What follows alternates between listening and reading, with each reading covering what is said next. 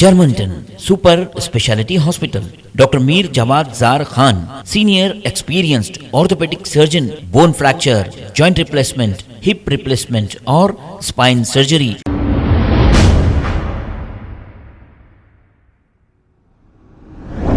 अस्सलाम वालेकुम नाज़रीन, 7H न्यूज में आपका इस्तकबाल है। तेलंगाना के चीफ मिनिस्टर रेवंत रेड्डी ने नए साल के मौके पर तेलंगाना IAS ऑर्गेनाइजेशन के एक तकारीब में शिरकत करते हुए अवाम को नए साल की मुबारकबाद दी। आइए देखते हैं ये रिपोर्ट।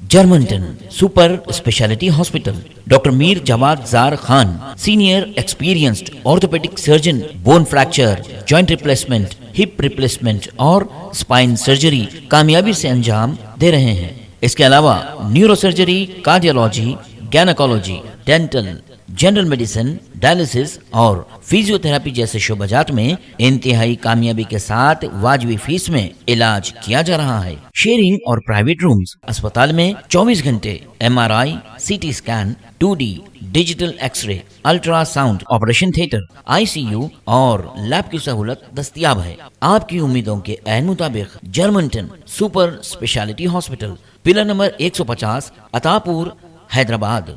खबर है शहर की, खबर है गाँव की, खबर है सारी दुनिया की। 7H न्यूज पसंद आए तो लाइक कीजिए, शेयर कीजिए और सब्सक्राइब करना ना भूलें। 7H news.